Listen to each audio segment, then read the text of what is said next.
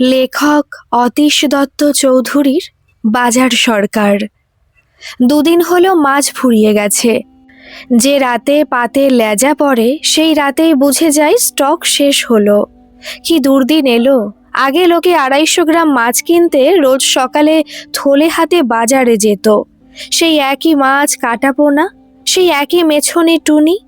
বছর 25-এর বিবাহিতা খুব পান খায়, ওর নাম টুনি। মাছটা টাটকা দেয়, তাই ওর দোকানে ভিড়ও বেশি। মাছ বাজারে রোজ যাওয়া পাঁচু কাকুর ছিল মর্নিং ওয়াকের মতো। তাও সেই রোজকার একই দরাদরি করতেন। কাটা কত করে দিচ্ছ টুনি? দাম শুনে দুপা পিছিয়ে গিয়ে আবার দর করেন। আর গোটা? টুনিও তেমনি, সে তো জানেই 500 গ্রাম মাছ একসাথে কেনার লোক পাঁচু কাকু না।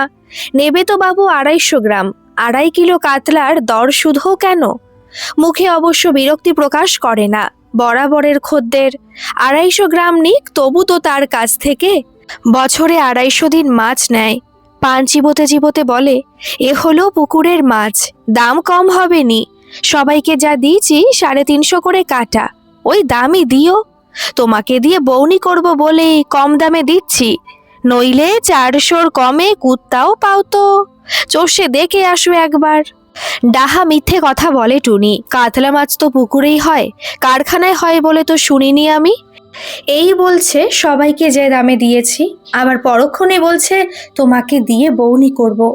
পাঁচু কাকুর মতো সেই সব লোকগুলো যাদের রোজ একবার করে মাছ বাজারে না গেলে তাদের ভাত হজম হতো না, ওরা এখন পুরো জব্দ।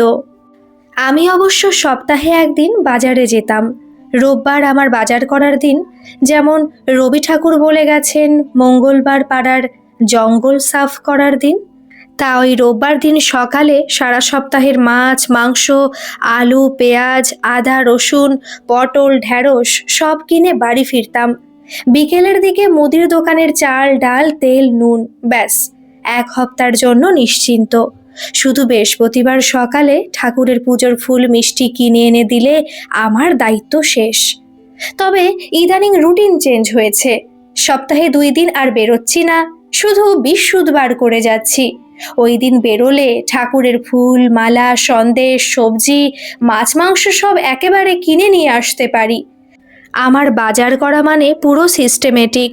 বউকে দিয়ে আগে ফর্দ লেখা করাই, তারপর বাজার যাই। বউও তেমনি জিদ্দি, কিছুতেই ফর্দ লিখতে চায় না। এই তো কটা মাত্র জিনিস, তার জন্য আবার ফর্দ কি? মুখে মুখে বলে দিচ্ছি, মুখস্থ করে নাও। হা হা, ওই সব ফাঁদে আমি পা দিচ্ছি না। এই তো গত মাসে একদিন সবে বাজার থেকে বাড়ি ফিরলাম। ব্যাগ খুলে বউয়ের চিৎকার চেঁচামেচি, তুমি বড়ি না কিনে বাড়ি চলে এলে? পই পই করে বললাম সাদা বড়ি আনবে। আমি তো আকাশ থেকে পড়ি, কখন বলল বড়ি? বউয়ের নিজেরই মনে ছিল না, একবারও বলেনি। এখন সব দোষ আমার ঘাড়ে চাপানোর ধান্দা। আমার টাইটেল তো আর ঘোষ নয়, আমার নামও নন্দ নয়। তাহলে এই রকম মন্দ দোষ দিলে আমি সহ্য করব কেন? আগে যখন বাজার যেতাম সঙ্গে মোবাইল নিয়ে যেতাম। কোনো এক রোববার বাজার হাট সেরে বাড়ি ফিরবো বলে সবে মাত্র রিকশায় উঠেছি, অমনি বউয়ের ফোন। আসার সময় একটা বাঁধাকপি নিয়ে এসো তো। আচ্ছা, রিকশাটা কি আমার শ্বশুর মশাইয়ের? আমার সময়ের দাম নাই থাকতে পারে, তার তো সময়ের দাম আছে। সে সিটে বসে রিকশা চালায়, দাঁড়াতে সে রাজি নয় কিছুতেই। অগত্যা আবার রিকশা থেকে 4খানা বাজারের ব্যাগ নামিয়ে দৌড়ালাম বাঁধাকপি কিনতে। বাঁধাকপি কিনে কি মনে হলো একটা ফুলকপিও নিয়ে নিই। যদি আবার ফোন করে বসে, আগে ভাগেই নিয়ে নেওয়া ভালো। না বলতেই বুদ্ধি করে কিনে নিয়েছি, খুব খুশি হবে। হাঁপাতে হাঁপাতে 4খানা ব্যাগ নিয়ে যখন রিক্সা স্ট্যান্ডে এলাম, একটাও রিক্সা নেই। 15 কিলো ব্যাগ নিয়ে 20 মিনিট হাঁটা সম্ভব না। প্রায় আধা ঘন্টা ঠায় রোদ্দুরে দাঁড়ানোর পর রিক্সা পাওয়া গেল। এই সব আতঙ্কে এখন আর মোবাইল নিয়ে বেরোই না। বাড়ি ফিরেও শান্তি নেই। ব্যাগ খুলেই পড়বি তো পড়, প্রথমেই চোখ পড়েছে ফুলকপির দিকে। গম্ভীর হয়ে কোমরে 2 হাতে দিয়ে গিন্নির চিৎকার, তোমাকে কি আমি ফুলকপি আনতে বলেছিলাম? নাও ঠেলা, যার জন্য চুরি করি সেই বলে চোর। তীব্র আপত্তি জানিয়ে বললাম, সে তো বাঁধাকপিও বলনি। আমি মোবাইল না নিয়ে গেলে কি করতে? কেন? বাজার যাওয়ার সময় ফ্রিজটা খুলে দেখলেই তো চোখে পড়তো।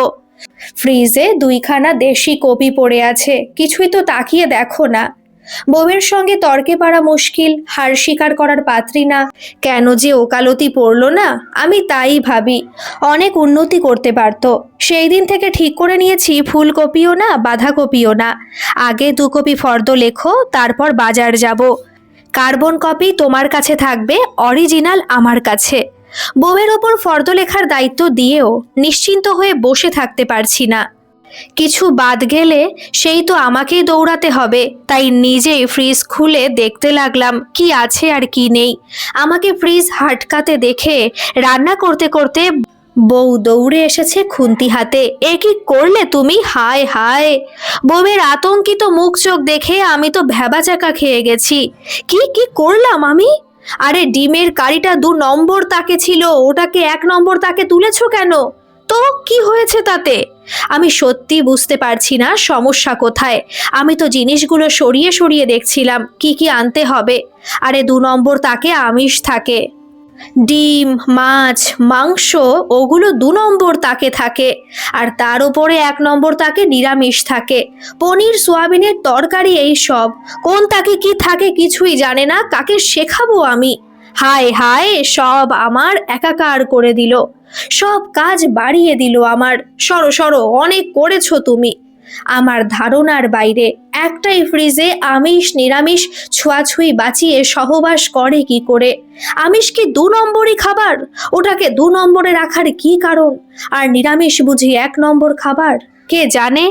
এই তো সেদিন বাজার বেরোনোর সময় বউয়ের সাথে জোর কথা কাটাকাটি লেগে গেল।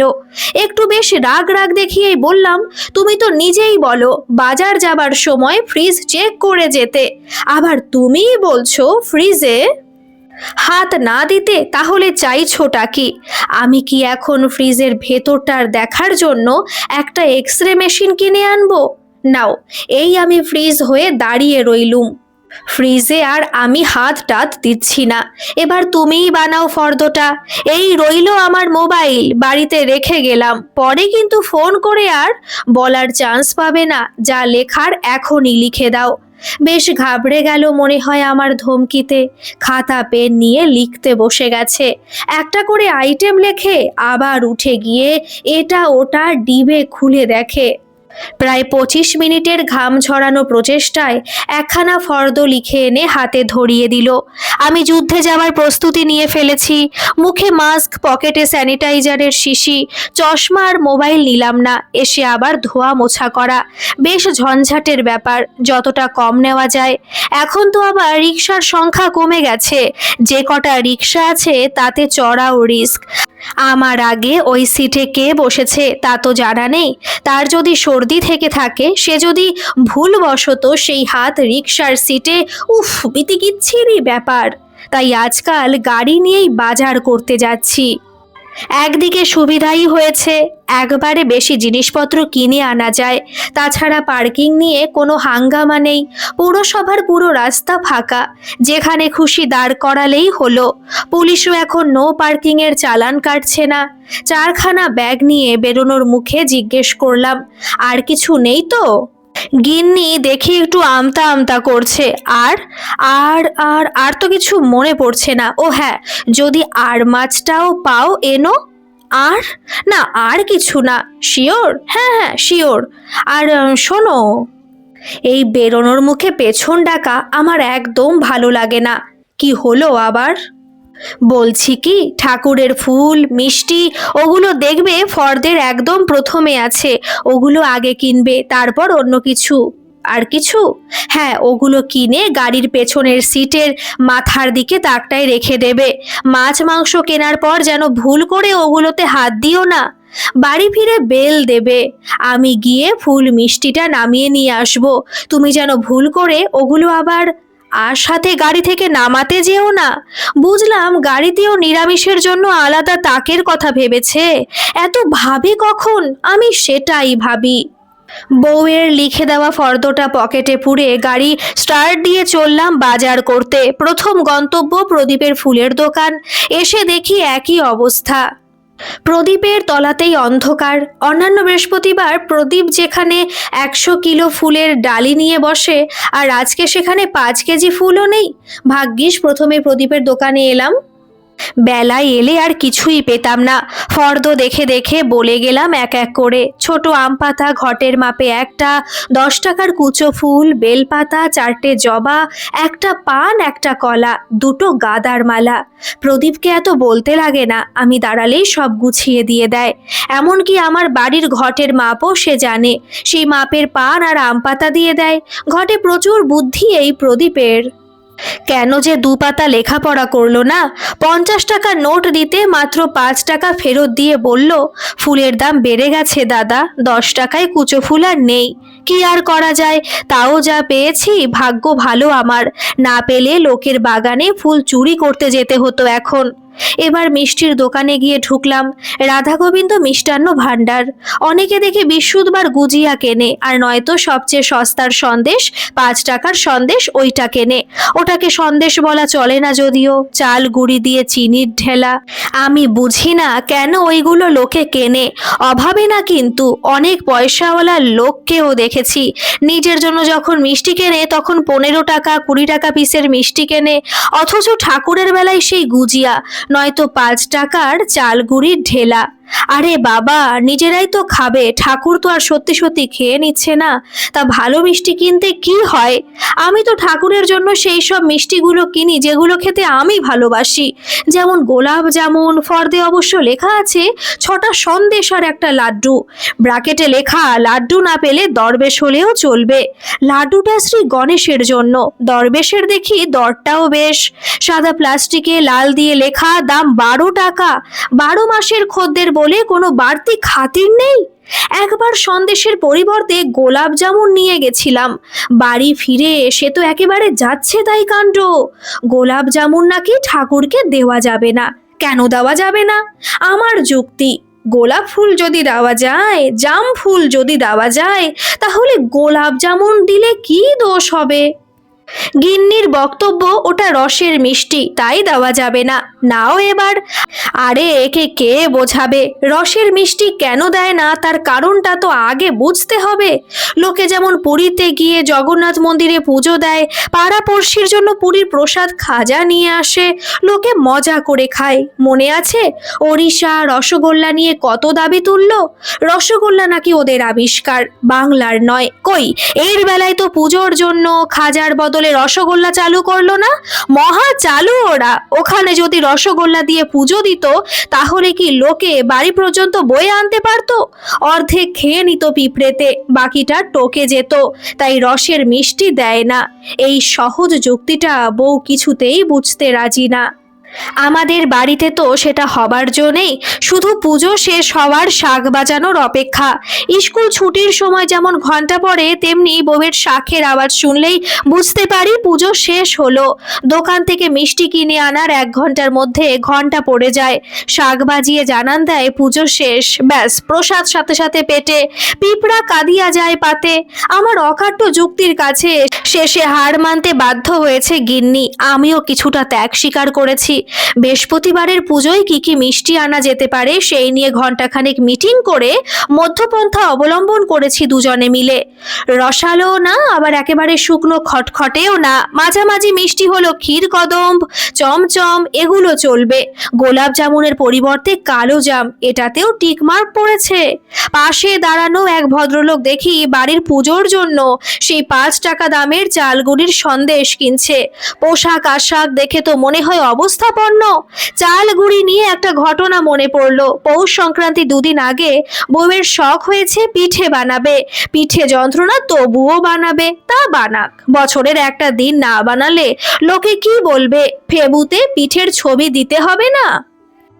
আমার অবশ্য পিঠে খেতে ভালোই লাগে। 2টো দায়িত্ব পড়েছে আমার ঘাড়ে, চাল গুঁড়ো, গুড়, নারকেল এইসব কিনে আনা, আর নারকেল ফাটিয়ে দেওয়া। থলে নিয়ে বেরিয়ে পড়লাম বাজারে পিঠের মরশুমে। মকা বুঝে। নারকেলে যেন আগুন লেগেছে, সব জায়গায় যা দর, হাত দিলেই ছ্যাঁকা লাগবে। রাস্তা ধরে হাঁটতে হাঁটতে এক জায়গায় গিয়ে দেখি বেশ বড় বড় নারকেল খুব সস্তায় দিচ্ছে, অথচ ভিড় নেই। অনেকে মনে হয় এদিকটায় আসেইনি, তাই খবর পাইনি। এটাই মোক্ষম সুযোগ, আগে ভাগে কটা ভালো দেখে নারকেল নিয়ে নিতে হবে, অন্য কেউ ভাগ বসানোর আগে। যা লিবে 15, লিন লিন 15। গলার শির ফুলিয়ে এক কেরেলিয়ান লুঙ্গি পরে নারকেল বেচছে। মাত্র 15 টাকায় এত বড় বড় নারকেল, ভাবা যায় না। কেরালা তো নারকেলের জায়গা, বাড়ির গাছের নারকেল ট্রেনে করে নিয়ে এসেছে বোধহয়, তাই এত সস্তা। বেছে বেছে বড় বড় ঝুনো নারকেল 4খানা নিয়ে থলেতে পুরলাম। 4 15 60 টাকা দিয়ে হাঁটা দিতেই নারকেলওয়ালা টাকা ফেরত দিয়ে বলে, কিতনা দিয়া? 200, 200 দিজিয়ে। বলে কি, 15 টাকায় নারকেল বলে এখন 50 করে চাইছে। তুমি যে বললে 15, আপ ধ্যান সে সুনা নেহি, 50 বলা থা। এই আর এক সমস্যা, সাউথ ইন্ডিয়ানদের উচ্চারণ বোঝা দুঃসাধ্য। অগত্যা 3টে নারকেল ফেরত দিয়ে বোঝা হালকা করলাম। খাবো তো 3 জন, একটা নারকেলে হয়ে যাবে। ভালো গুড় পেয়ে গেছি, আখের ঝোলা গুড়। বাড়ি থেকে আনা টিফিন বাটিতে ভর্তি করে গুড় নিয়ে নিলাম, কিন্তু ভালো চাল গুড়ি পাওয়া খুব মুশকিল, সব জায়গায় ভেজাল, আটা মেশানো চাল গুড়ি। হঠাৎ মনে হলো ভালো চাল গুড়ি একটা জায়গাতেই পাওয়া যেতে পারে, সেটা হলো রাধা গোবিন্দ মিষ্টান্ন ভাণ্ডার। গিয়ে বললাম, দাদা 1 কিলো চাল গুড়ি দিন তো। দোকানদার হা করে তাকিয়ে আছে আমার দিকে। কি চাইলেন? চাল গুড়ি। চাল গুড়ি? মিষ্টির দোকানে? আপনি ভুল জায়গায় খোঁজ করছেন, মুদির দোকানে যান। আমিও ছাড়বার পাত্র না। কেন? আপনারা যে 5 টাকার সন্দেশে চালগুড়ি মেশান, চালগুড়ি তো থাকেই আপনাদের দোকানে।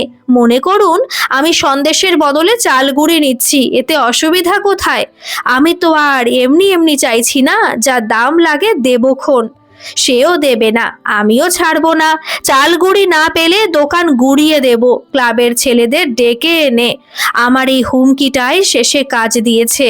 রসুই ঘর থেকে সুরসুর করে 1 কেজি চালগুড়ি এনে দিয়ে বলল, দাদা একটা রিকোয়েস্ট, কাউকে বলেন না যেন।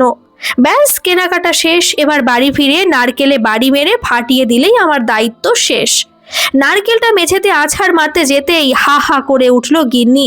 আরে আরে কি করছো? মার্বেল নষ্ট হয়ে যাবে, মেঝেতে ফাটিও না। এ তো মহা ঝামেলায় পড়া গেল। নারকেল তুমি মেঝেতে মেরে ফাটাতে পারবে না, রান্নাঘরে যে মার্বেলের স্ল্যাব আছে তাতেও আছাড় মারতে পারবে না, তাহলে ফাটাবো কি করে? খুব রাগ উঠে গেছে আমার। তাহলে কি পিচ রাস্তায় গিয়ে ফাটিয়ে আনবো? যিনি কাজ দিয়েছেন তিনিও সমাধানের রাস্তা দেখিয়ে দিলেন। এই দেখো, বাঁ হাতে নারকেলটা এমনি করে ধরো, তারপর ডান হাতে নোড়াটা নাও, ওটা দিয়ে নারকেলে বাড়ি মারো। মাথা মোটা নারকেল, 2বার বাড়ি মারতেও তাতে চিড় ধরেনি।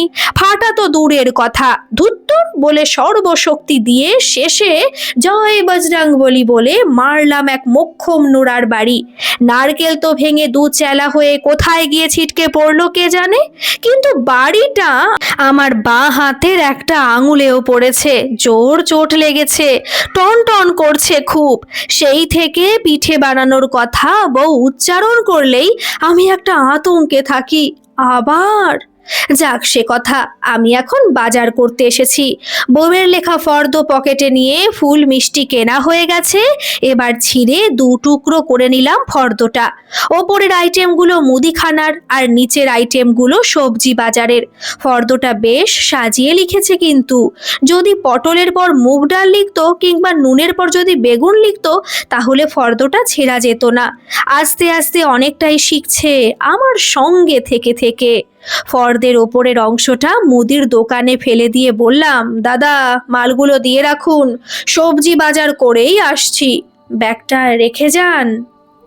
হা হা ভাবছে মাল লিখিয়ে দিয়ে যদি আমি আর না আসি, সমস্ত মাল ওজন করা বেকার হবে তখন।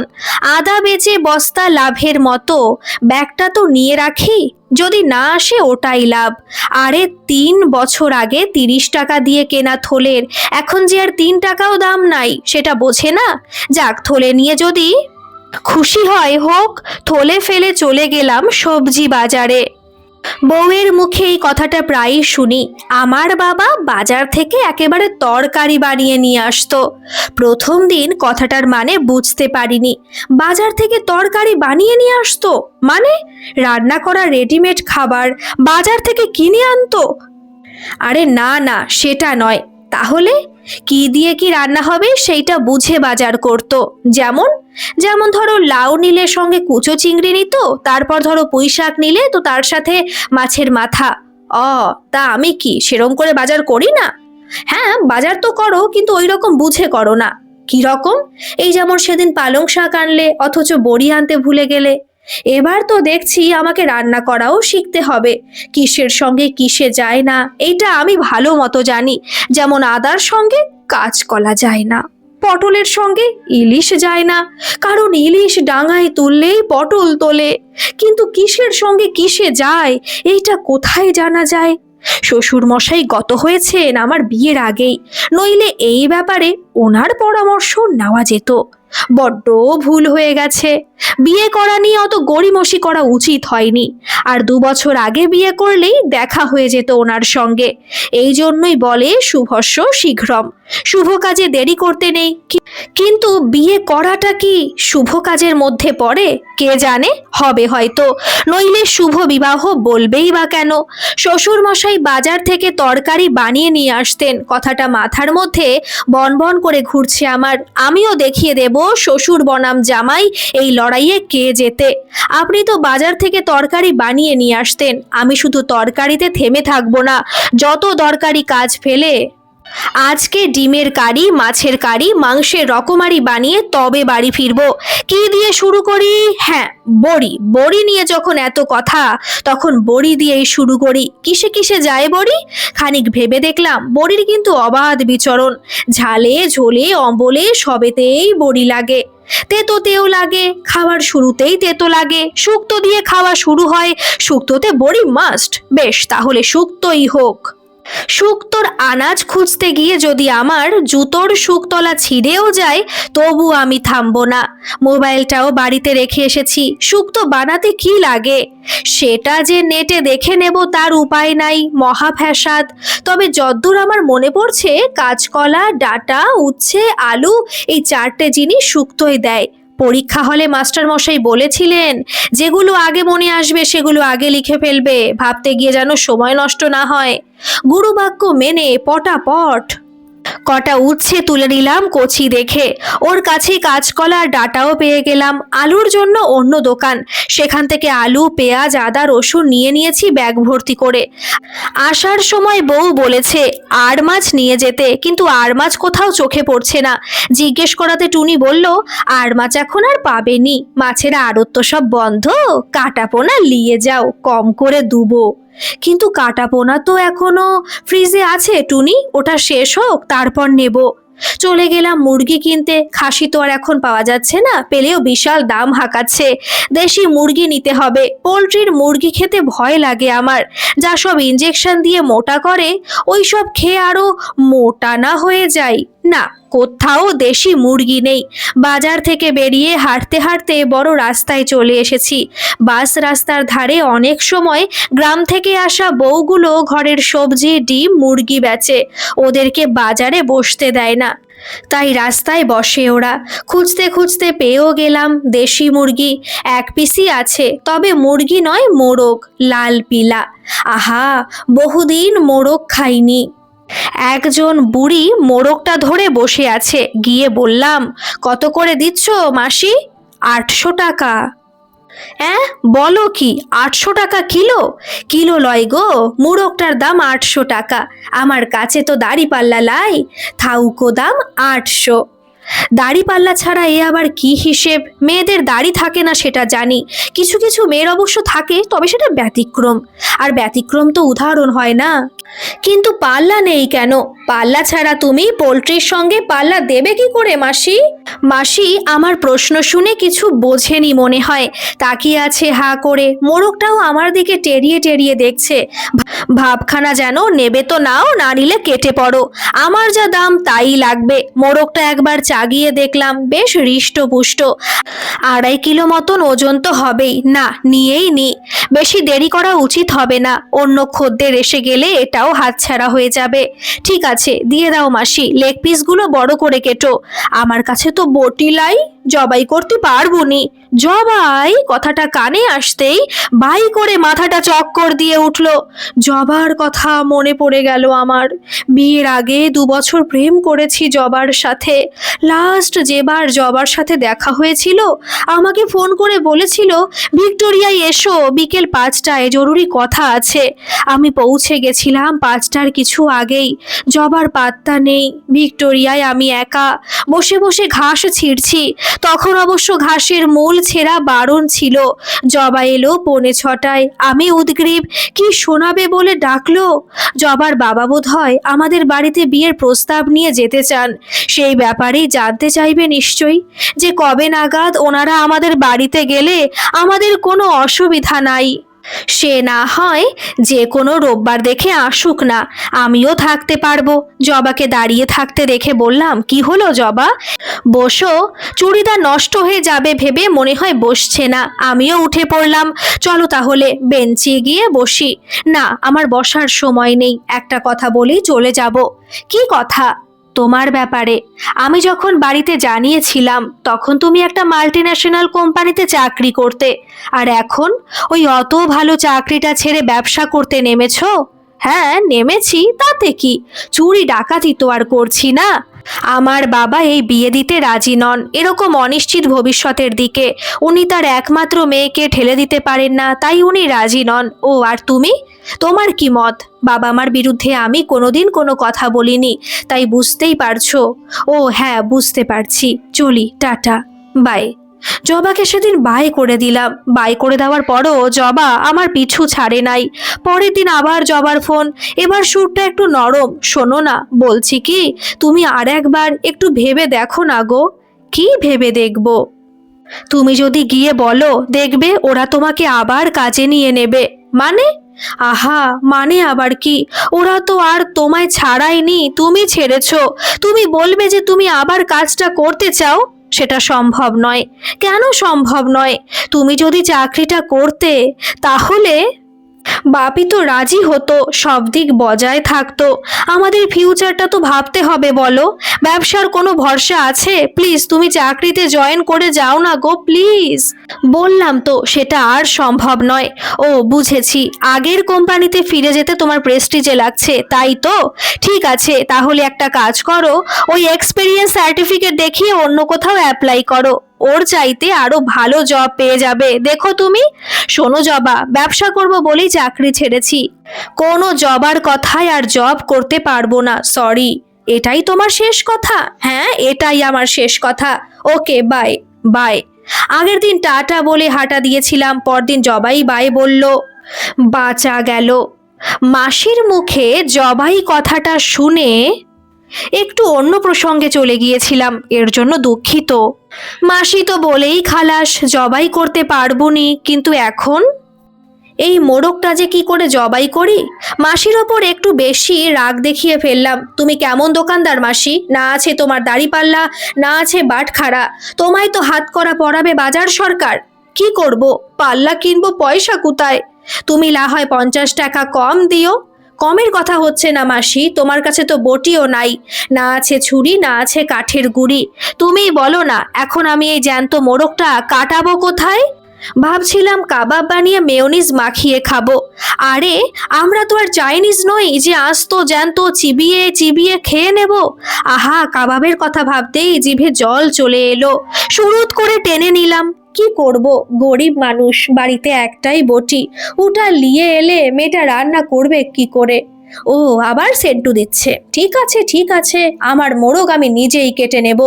এই নাও ধরো 800 টাকা। মোড়কটার 2 পায়ে দড়ি দিয়ে শক্ত করে বেঁধে থলেতে পুরে দিল মাসি। কোথায় যে এখন এটাকে কাটাই। আজকে আবার নিজামুল বসেনি, এখনো ঈদ মানাচ্ছে মনে হয়। আর যে কজন মুরগি নিয়ে বসেছে, এদের সঙ্গে আমার তেমন খাতির নেই। অন্যের মুরগি এরা কেটে দেবে না, এমনকি মোড়ক হলেও কেটে দেবে না। হঠাৎ মনে হলো, আরে টুনি তো কেটে দিতে পারে। টুনির আমি 12 মাসের খদ্দের। প্রতি বছর পয়লা বৈশাখের দিন মিষ্টির প্যাকেট দেয় টুনি। ওর যা পেশা সেই মতোই মিষ্টি।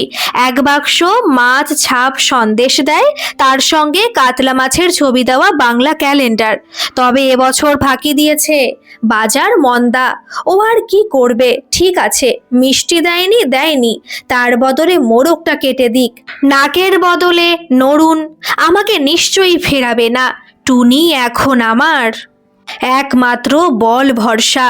টুনিকে বলে কয়ে ম্যানেজ করে ওকে দিয়েই কাটিয়ে নিতে হবে। মাছ বাজারে ঢুকে টুনির কাছে গিয়ে দাঁড়ালাম। মাছ প্রায় সব শেষ। একটা বড় কাতলার লেজের দিকের অর্ধেকটা পড়ে আছে, আর সবই বিক্রি হয়ে গেছে। মাছিতে ভন ভন করছে চারদিক। টুনি বসে বসে মাছি তাড়াচ্ছে। টুনি, এইটা একটু কেটে দাও তো। থলেটা বাড়িয়ে দিলাম টুনির দিকে। থলে ফাঁক করে টুনি তো আঁতকে উঠেছে। হ্যাঁ, কি এটা, মোরগ? আমি কি করে কাটবো? না না, আমি পারবো নি। আরে বসেই তো আছো, পারবে না কেন? চেষ্টা করো, ঠিক পারবে। কেটে টুকরো টুকরো করাই তো তোমার কাজ, পারবে না কেন? তোমাকে তো আর কাটা টুকরো জোড়া দিতে বলিনি, ওটা ডাক্তারের কাজ। মুচিরাও পারে অবশ্য। হ্যাঁ, সে তো মাছ কাটি আমি, এটা তো মোরগ। তখনই ভাবছিলাম টুনি সহজে রাজি হবে না। সেই গানটা মনে পড়ে গেল। ও টুনির মা, তোমার টুনি কথা শোনে না। ওই গানটা যে মেছুনি টুনিকে নিয়ে লেখা হয়েছিল, এইটা এতদিন জানতেই পারিনি আমি। কি আশ্চর্য! কিন্তু টুনি যদি না কাটে, যদি বেঁকে বসে, আমি তো পাকে পড়ে যাব। যে করি হোক টুনিকে রাজি করাতেই হবে। আমি যদি সাইকিয়াট্রিস্ট হতাম, ওরা যেভাবে কাউন্সিলিং করে সেইভাবে চেষ্টা করে দেখতাম, কিন্তু আমি তো তা নই। এখন আবার মোরগ কাটাতে টুনিকে রাজি করানোর জন্য একজন সাইকিয়াট্রিস্টকে ডেকে আনানো, না না, সেটা অনেক ব্যয় সাপেক্ষ ব্যাপার হয়ে যাবে। শুধু ফিজই নিয়ে নেবে 400 টাকা। তার সাথে গাড়ি ভাড়া আছে, সে অনেক খরচা। তার চেয়ে নিখরচায় নিজের বুদ্ধি খরচ করা ঢের ভালো। খানিকক্ষণ থম মেরে ভেবে দেখলাম, আমি সাইকিয়াট্রিস্ট না হতে পারি, তবে ইঞ্জিনিয়ার তো বটে। সাইকিয়াট্রিস্টদের কাজই হলো কাউন্সিলিং করা, গোদা বাংলায় যাকে বলে মগজ ধোলাই। তা আমার পরিচিত যত ইঞ্জিনিয়ার বন্ধু বান্ধব আছে, সবাই এই ব্যাপারে এক একজন মাস্টারপিস। কোনো সাইকিয়াট্রিস্টের চেয়ে কোনো অংশে কম যায় না। মগজ ধোলাই করে কিভাবে লেবারদের দিয়ে কাজ আদায় করিয়ে নিতে হয়, সেইটা ওরা ভালোই পারে। তিলকে তাল বানানো ওদের কাছে বায়া হাত কা খেল। প্রজেক্টের প্রোগ্রেস রিপোর্ট ল্যাপটপে বানিয়ে এমনভাবে প্রেজেন্ট করে, বস ফুল মুরগি। স্রেফ মগজ ধোলাই করে আমার কত পরিচিত লোক কাজ হাসিল করে ফেললো। বসও খুশ, লেবারও খুশ।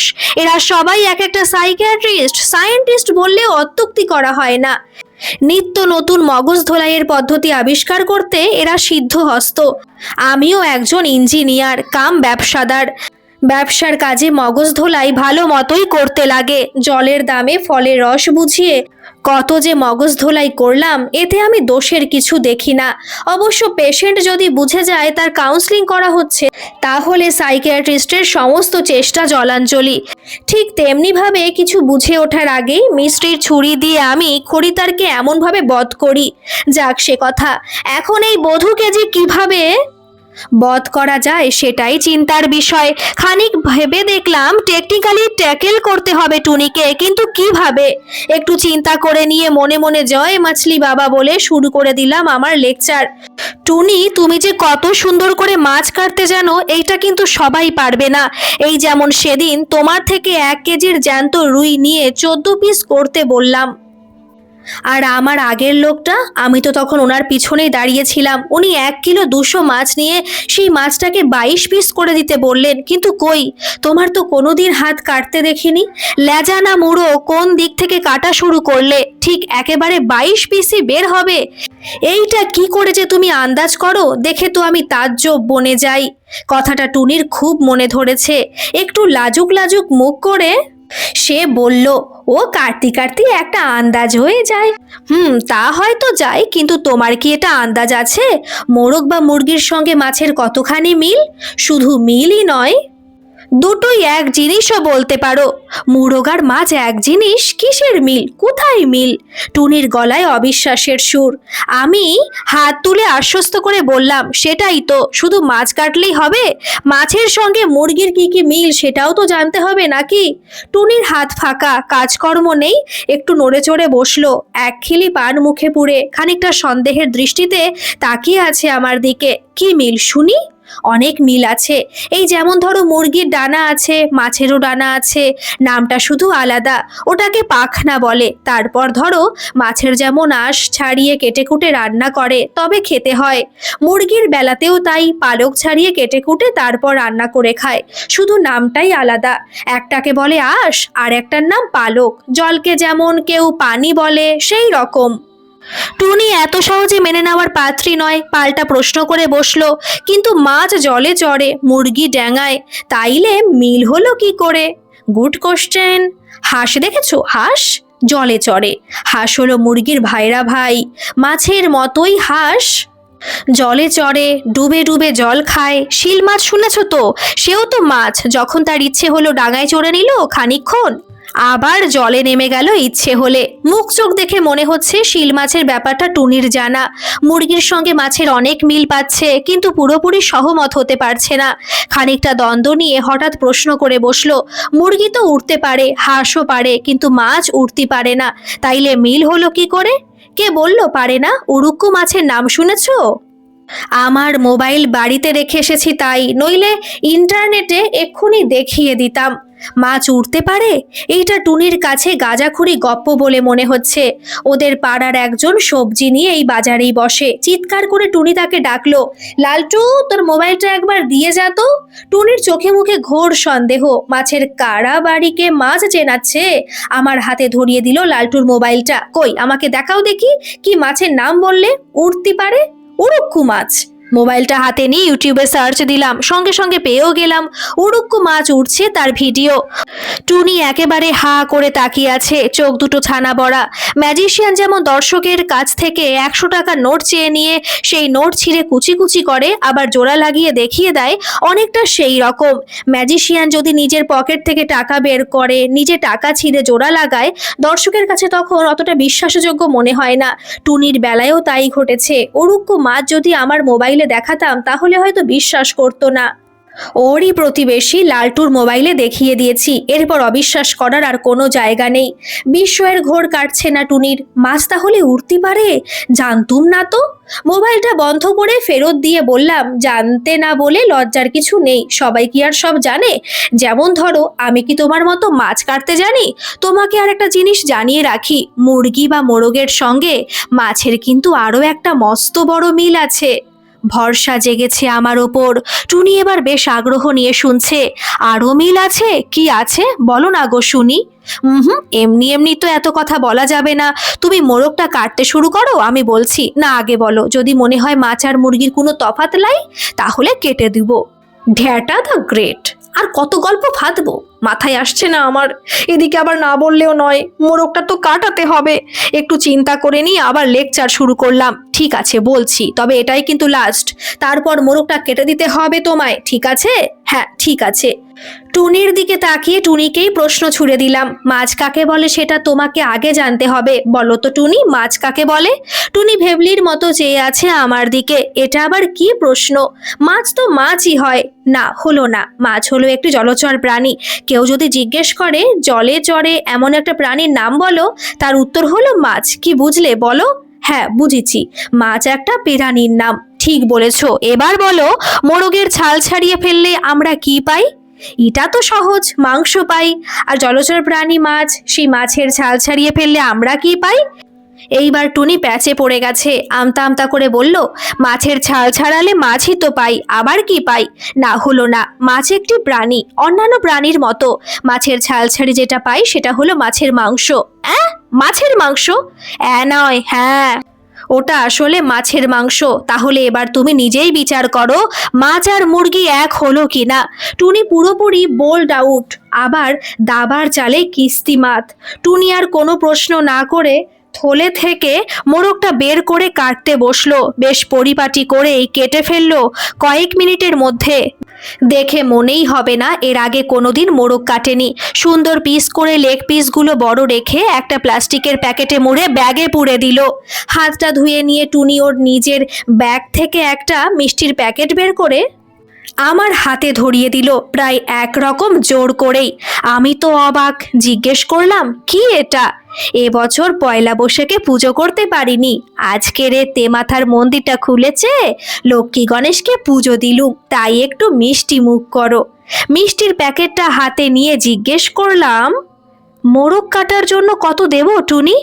ওটার পয়সা লাগবে নি, ফ্রিতে কুটে দিয়ে গুরু দক্ষিণা দিলুম গো।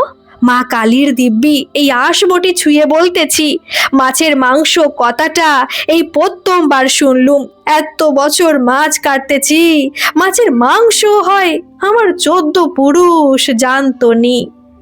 এই মজার গল্পটি আপনাদের কেমন লাগলো অবশ্যই কিন্তু কমেন্ট করে জানাবেন, আর ভালো লাগলে একটা সাবস্ক্রাইব করে আমার পাশে থাকবেন। ধন্যবাদ।